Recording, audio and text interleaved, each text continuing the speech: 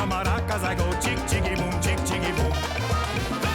Welcome to No Laughing Matter with Cuba Pete, a show that takes a critical look at the disparities between medical school education and society's growing healthcare inequities. Join Dr. Pedro Cuba Pete Greer each episode as he interviews the experts working to transform medical education and ensuring that future doctors are trained to provide equitable and compassionate healthcare for all communities. Dr. Greer received the Presidential Medal of Freedom in 2009, honoring his dedication to providing health care to underserved populations. As Dean of Roseman University College of Medicine in Las Vegas, Dr. Greer is committed to creating a medical school of the future where students embrace the need to unite the heart and science of healthcare. And now, the host of No Laughing Matter with Cuba Pete, Dr. Pedro Cuba Pete Greer. Welcome to Studio A in Las Vegas, Nevada. Hi, I'm Pedro Jose Greer. They call me Joe. I'm the Dean at the Roseman University College of Medicine. And welcome to Cuba Pete, No Laughing Matter. This is a podcast where we bring in the most interesting, and today we have a spectacular individual that I will consider and say is not just a great guest, but a great friend. And it's the intersection between society, healthcare, and healthcare education. Is that needed in Las Vegas? Is that needed in Nevada? Yes. We have 2 medical schools, 1 osteopathic schools. We rank in the bottom 40s for almost everything that comes with medicine. Yeah. Sometimes when we're 49th, you sit around, you say, thank God for Mississippi. Absolutely. Because if not, we would be 50th. We'd bounce. We need more physicians. We need more healthcare providers. We need more tech. We need more technology. Yeah. We need everything of that here because everything else we have. And so today we have a spectacular individual who I actually met about 3 years ago. Was it about 2-3 years ago? Yeah, when you came When and we first did a got here. presentation over at the campus, yeah. Mr. Vance Farrow. Vance Farrow goes way beyond what you could read about him as far as interesting and what he has accomplished.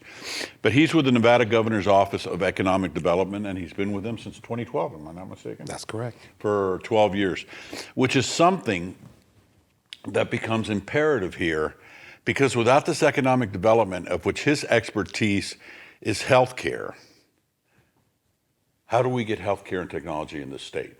How do we attract it? How do we keep it? And being that he works out of the governor's office is how do we get the appropriate policies passed in the state to make it so that, yes, I want to come here and practice medicine. He came from the District of Columbia's Department of Health and where he was chief of cancer and chronic diseases. Yes, sir.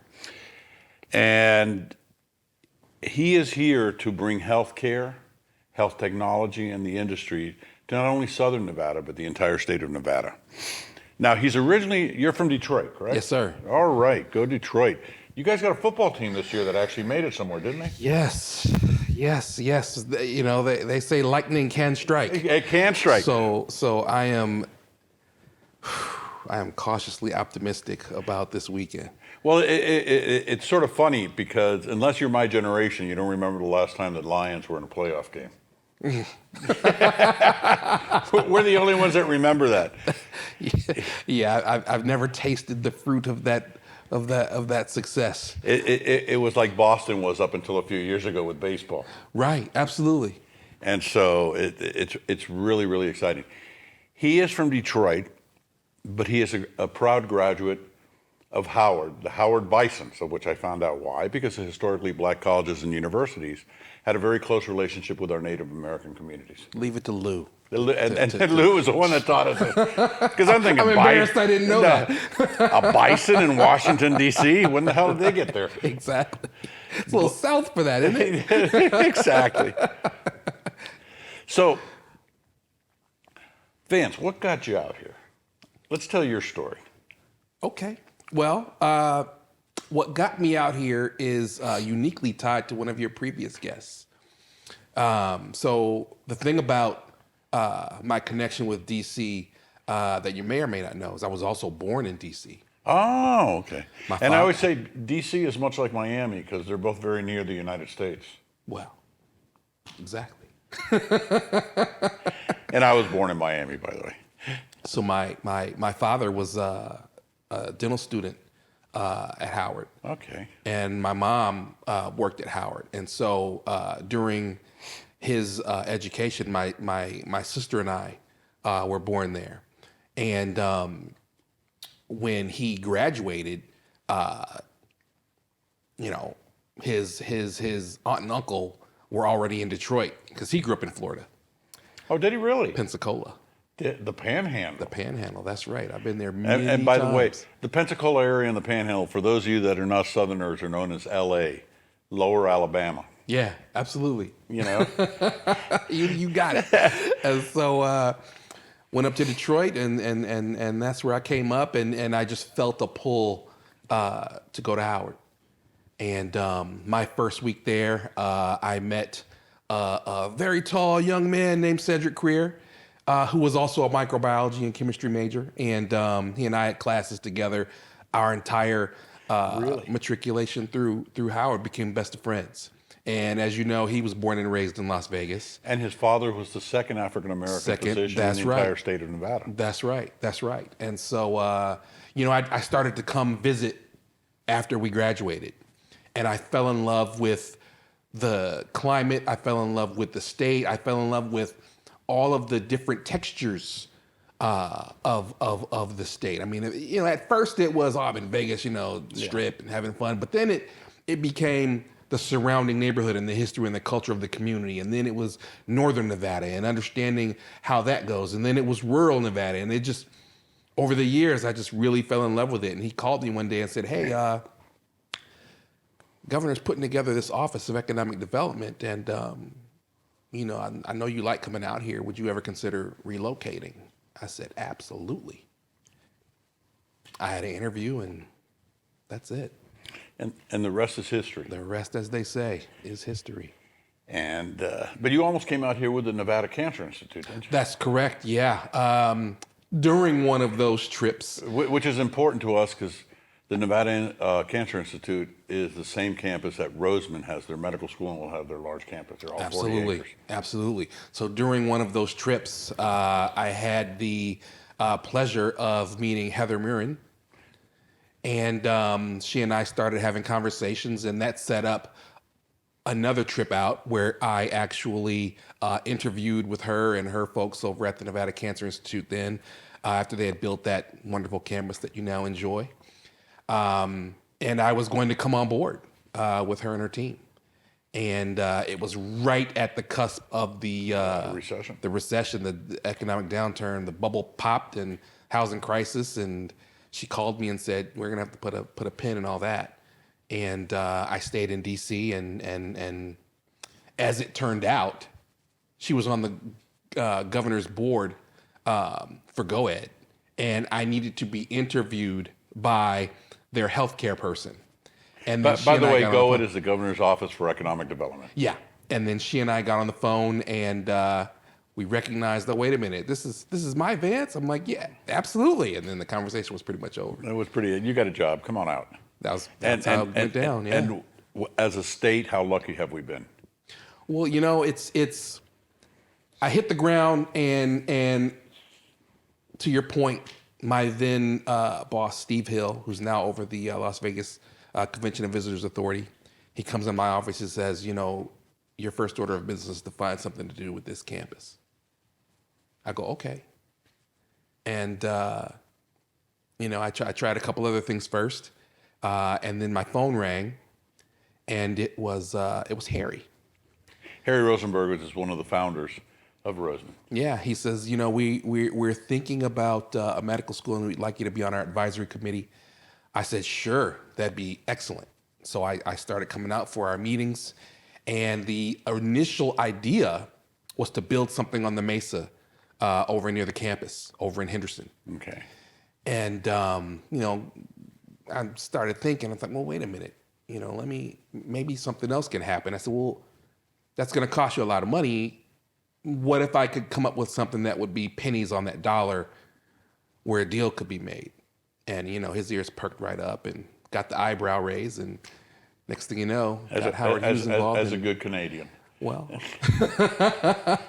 and now you guys, several meetings and negotiations later, you guys have that beautiful campus. And we're moving the entire Henderson campus and the College of Dental Medicine down. With even more plans. Yeah, I love it. I mean, and that, that what I believe to be the gem of that Summerlin community is going to be welcoming that further development and bringing that entire campus to the area. And I mean, which is just as much acreage as UNLV, with the exception of their sports facilities. Yeah. And so it's a health science university, it becomes vitally important.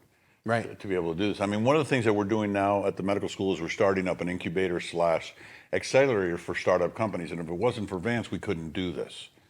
So we already have companies from Australia, from Korea, that want to bring their products here, incubate them, and accelerate them. Yeah. And what I'm looking for is, as a medical educator, if my faculty does not keep abreast of what's going on in the world, we're not going to prepare our students to be the future physicians of this country. Yeah. That's number one. Number two, I need money for a medical school. Oh, yeah. So we'll That be more helps. than happy to be their academic partners, and they can give us scholarships. I mean, That's the deal. I mean, Yeah. when we just had a delegation, a bioscience delegation of 5 companies that toured with you guys on Monday, this past Monday. which, by the way, we have the largest and actually probably the premier wet labs. Without a doubt. In the entire state of Nevada. Hands down. And they spared no expense when building that facility. And it's been maintained, and it's beautiful. Yeah. It's a beautiful facility. And so we get to bring all these things into our students. Even though we're going to have all this research and all the things we're doing, our main focus is to produce physicians for the state of Nevada. Yeah. And this is where working with Vance is really helpful, because of the economic opportunities, we can turn this around for first-generation college students. Yeah. We need to diversify our profession. Why? This is not a political issue, folks. This is a health improvement issue. We know that if you have a community of African Americans and you have just one African American physician in that community, the studies have shown that the health of the population gets better. Yeah. So are we not here to improve the health of our society? And if so, let's look at the science and the numbers and see what it takes to get it done. Right. Absolutely. And first-generation college students come home. Yeah. They come home for various reasons. Or they never have to leave. Or they never have to leave. And so why is that important? First of all, they'll be the first ones in their family, in the history of their families, to earn generational wealth. Yeah. And as I explained to the family, I'm not talking Bill Gates wealth. Right. I'm talking about you can own a home, you can pay for your kids' college education, you can leave them without debt. Yeah. That's what you want to do. I mean, between you and me, being that my father was the first one to finish high school in our family, much less go to college or medical school, the fact that I left my children with no debt after college was, Isn't that a blessing? to me, my second greatest accomplishment. My greatest accomplishment was 44 years ago convincing my wife to actually marry me. Now, alcohol was involved. I want to say that, okay? But I did convince her, and I got it on a recording, so she couldn't negate it. Yeah, right. there you go.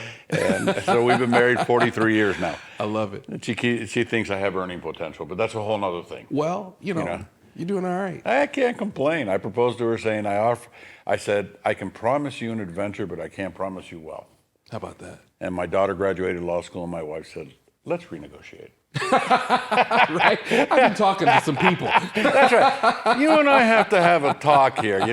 The adventure thing, we're old, okay? Right. I want to cash in.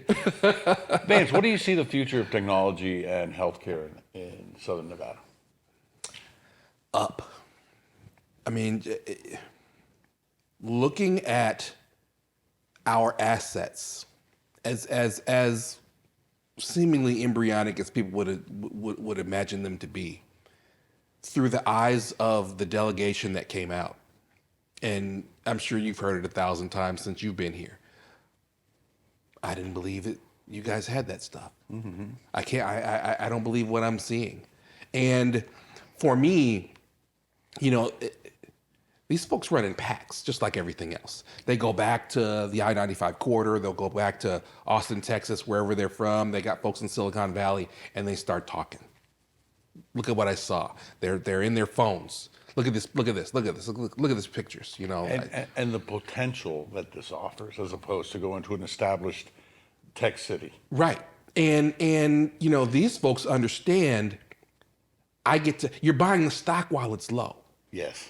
I want to come in and align myself with Roseman. I want to come in and I want to, you know, get in on the ground. I hear the city, you know, is doing this, or we've got plans for that. And, you know, saw the deck and I heard the presentation, and, you know, there's just a lot of wonderful things where the planets, you know, are aligning for what I feel is going to be a robust growth in the biosciences over the next handful of years, where you'll see some major changes throughout the state. And at the Roseman, the College of Medicine at the university, one of the things that is really important, and I've been hiring up on this, is medical analytics and medical AI. Yeah. So we want to be on the forefront of that. We also want to be the university that when any community in this country or in this world says, I have a distressed, vulnerable community, how do I make them healthier? Right. We're the ones that give them the answers. Because one of the things that's so important is when you think of healthcare in a community, everybody's thinking about specialists and primary care and all the different things you need. Well, you have a whole segment of the population we don't talk about, and that's your hourly employee. Right. Your hourly employee, which is the backbone of every city. Imagine if you could have an employee that was healthy, that showed up every day, and you didn't have to keep retraining employees. And because remember, every time that this individual in a small mom pop shop that has no benefits takes a day to go to the doctor, they make 20% less. Right. Absolutely. Not including what the prescription says. Yeah. Or the office visit. Right. So we want to develop systems that actually give people the power to flourish. Yeah. To resilience. Right. To offer it not just to the parents and the family, but that the kids can become something important. And the beauty about living out here in the Southwest is the whole attitude. We don't have those anchors of tradition that we have on the East and West Coast. Yeah.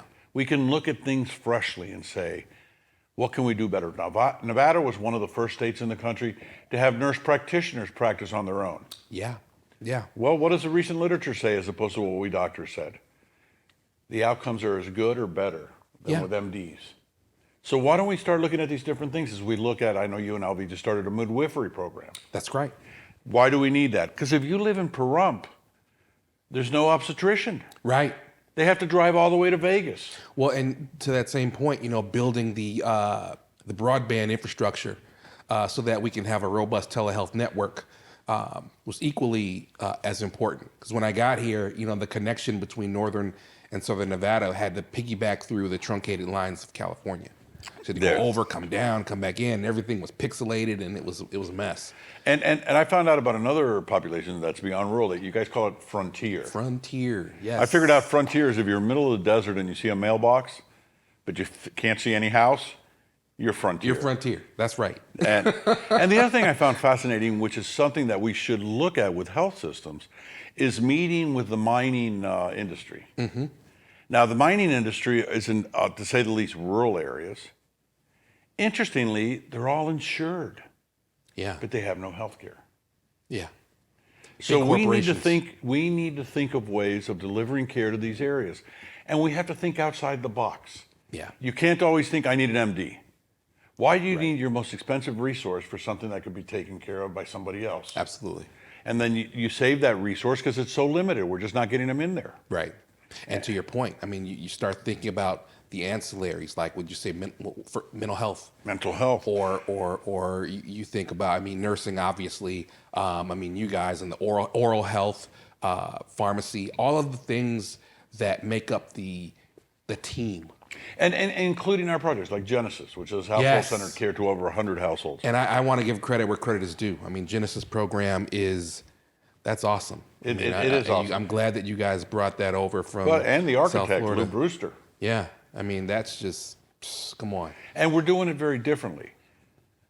This is not a grant-driven project for the medical school. This is part of the curriculum. Right. And why is it part of the curriculum? Because our future physicians have to have the virtues that doctors need: humility, empathy, compassion. Yeah. You're going to learn empathy and humility by going to somebody's house, not having them come to the ivory tower. Right. To learn the realities of people's life. Medicine is, to put it bluntly, racist. I mean, less than 6.5% of American medical students are African Americans, not representative of our society. We're sexist, even though over 50% of physicians are women, less than 10% of leadership. Yeah. Not only that, Rand came out with a study showing that a woman doctor in the same specialty as a man will make an average of $2 to $3 million less in her career than the man will. That's not equity and inclusion. Yeah. We're xenophobic, 5.5% Hispanic. And we're elitist. Overwhelmingly, American medical students come from families from the top quartile. Right. And so they make an average of 3 times the national average of income. Excuse me, for a family of 4, which is $60,000, $65,000. That's what their tuition costs. Yeah. So they have no concept of going into a household and saying you need a colonoscopy, and they say, I need rent. Yeah. I need groceries. I need money for my medicines. That's right. I don't need a colonoscopy. I got to take care of my kids. Right. And imagine if you had a child that was chronically ill. Yeah. Imagine if you were a family that lived paycheck to paycheck and one of your children was at C4K, where over 50% of their kids have Medicaid. Yeah. Now, all of a sudden, living paycheck to paycheck, how do you get them to the cancer doctor? Well, and How do you get them to chemotherapy without losing your job? taking that a step further, the conditions that they're living in. I mean, where I come from, you had a large exposure to lead paint, asbestos. I mean, depending on the industrial Infestations. There you go. And so you look at what's prevailing in the communities and the chronic diseases, and how are you cooking your food, and why is diabetes? You bring up a fascinating point. I'm a hepatologist, a liver specialist, so I'm involved in liver transplants in my career. But there was a famous case out of Tufts in Boston, where there was an infant that needed a liver transplant. The mother was a crack addict, and it was being taken care of by the grandmother. But they were in such a poor area of town. Right. The chronic infestations of every single insect you can imagine and rats, the doctors decided they couldn't do the transplant. Yeah. Why is that? From a mental health perspective, the mother was not fit, even though the grandmother was. Number 2, how am I going to put this kid on immunocompromising medications and then have him live in an environment that's all about infections? Absolutely. So because of social conditions, we let an infant die. How about that? Instead of saying we need to address these points. And you need to address them in many ways. One of the things we used to do with our Genesis program down in South Florida was we're not going to fight the NRA. You don't beat the NRA. New York might, but we don't. Yeah. So that if we found a household that had a legal handgun, we would send in police officers to train them properly on gun safety. Wow. We would have them sign a contract saying that if anybody under the age of 18 or any faculty or student from FIU was here, the gun had to be under lock and key. And then we'd buy the lock. I like it. But we would train the family. Yeah. And I remember one woman that came and spoke to our medical students about how this is important. There's a place in South Florida called Opelika, which was a horrible thing we did to African-American veterans from World War II, as many of the things we did. We gave them housing with flat roofs. You don't give somebody a flat roof in the Caribbean or in the subtropics because the water collects and it just boils the house.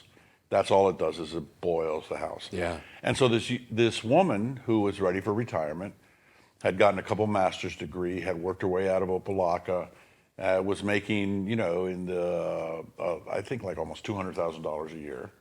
And her father gets dementia. So what does she decide to do? Okay, let me retire and go back home and take care of my dad. Yeah. Going back home, she didn't realize how bad the crime was. So she bought herself a gun. Like anything else in Florida and Texas, when you see these things going down, they buy them at gun shows and nobody trains them. Yeah. So what she told us broke my heart. There I am living with my father, caring for him. I have to buy a gun for protection. But I could never invite my grandchildren to visit because I was afraid of the crime and the gun in the household. I get it. When we were able to train her, get a lock and a box for the gun, she said, for the first time in 3 years, I have my grandkids visiting. Wow. So a simple little act like that gives somebody a sense of comfort, Yeah. that is working outside the thing. This was not done by an MD. Right. This was done by Genesis. Yeah. People interested in making society better. The fact that we doctors think we have the answer to everything is, look at how bad our health outcomes are. Yeah. Why don't we start by improving the health of our nation? Right. That's where we had to go. And you improve the health of a nation by starting in your community. Yeah. And then you spread it out from there. Well, and to your point, if you can do it there, Yeah. you can do it anywhere, because these are the toughest communities to penetrate, gain trust. And this is where technology is invaluable. That's Because right. technology, not in a way to separate somebody from another human being, but to facilitate it. Yeah. Yeah, absolutely. I mean, that struck a plug, because my sister and I caregiving for my mom, who has a form of dementia, and she from the waist down, she can't. She's not ambulatory. Okay, And so, putting together the right team around her, everything has to come to her. yes. Everything is centered around her. And my sister, who I would put up for sainthood at this point, she runs it. She runs it like the general manager, and everybody comes in. They've got their slots and their times, and everything's centered around my mom. And I fly in, every couple times a year, and try and spell her and give her a break. And But that's with chronic illness, everybody needs somebody like your sister. oh, absolutely, And that's a labor intensive. yeah, It's extremely labor intensive. yeah, and there's a mental health piece of it too, because when you reconcile the fact that you're about to change your mother's diaper, Right. you gotta something in your mind has to switch. Now, granted, she's changed my dirty diapers more times probably than I can count, but I'm about that's to change different. her They were diaper. changing your diapers. Well, right. I'm like, wow. And I had to get over the fact that this was my mom. And I was like, you know what? Treat this woman like any woman would want to be treated. With as respect. That's right.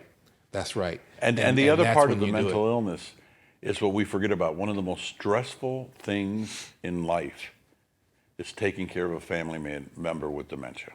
Yeah.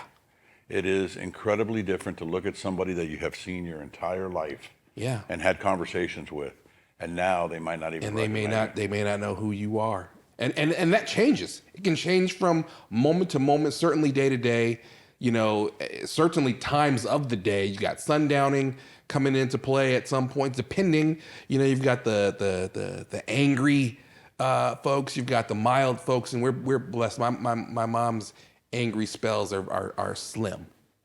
She's generally very, very, very happy. And my father, when he had his pleasant. dementia, he was just a happy guy. Yeah. So my mother-in-law, unfortunately, had the anger and the mistrust. And Yeah. I remember one time when she broke her hip and she claimed that they had stolen her phone, and I kept saying, Ann, it's a flip phone. Yeah. Nobody steals a flip phone.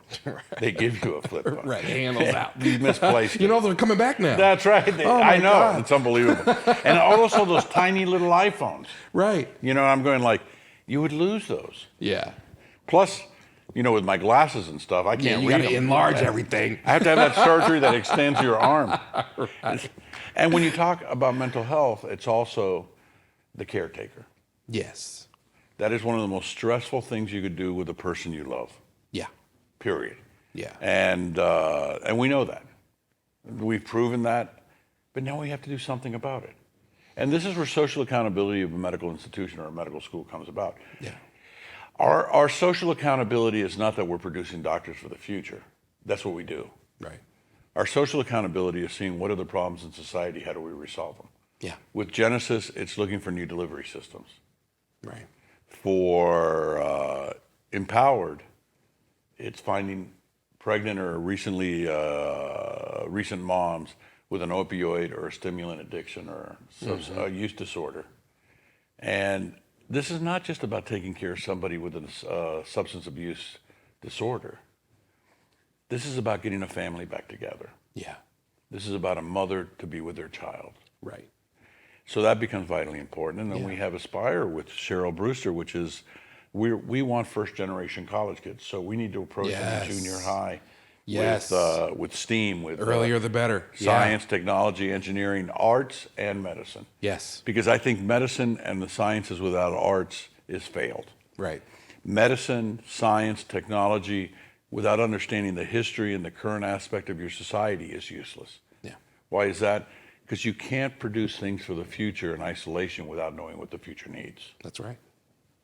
And so this is what Vance is doing. He's bringing all these companies here that are doing this. Trying. And doing it. Trying. Yeah. I mean, we've had quite a few successes. I look at the, after every G.O.E.D board meeting, they send us an email and we look at all the different companies that are coming in and everything that everybody's doing and the benefits of the state. And, I take stock in that because there's something to be said about the tangible sense of your success where you can say, we had a part in that. Yes. And, just when I got here, we didn't have any sports teams, and now, And now you have a professional female volleyball team. How about that? You got a lacrosse team. What do they call it? Desert Dogs or something? Yeah. A lacrosse Yeah. team. You have a professional pickleball team. We have a professional. We have a professional pickleball team. I saw there's a big tournament with, I believe it's Andre and Steffi, and then Yes. McEnroe and the young lady. I'm blanking on her name. The only thing that Sharapova. Yes, the only thing that old tennis players can actually do because their knees are terrible. Oh, how about that? Yeah. Yeah, so pickleball's for them. Have you played? No. Okay. No, I have not. I've had various back surgeries and knee issues. I played college football, not well. Gotcha. Okay, but enough to know that I needed to quit. Yeah, you're like, I'm I'm not going to make it quite in the pros. I'm not even making it in college. Right. So maybe that should be like a sign. Gotcha. And my name is Pedro Jose. When I got to college, it was a few years after they had desegregated the Southeastern Conference. Mm-hmm. So it was the second or third year we had African-American athletes at the University of Florida. Okay. They had desegregated earlier, but then they had a big problem, so they segregated again. And so, because my last name was Greer, forget Pedro Jose. Right. They assumed I was black. Yeah. So they put me in the black half of the dorms. And I'll always remember when I got there, my roommate was this guy, Charlie Horse Johnson, who ended up playing with Detroit. Wow. In the early 70s, mid-70s.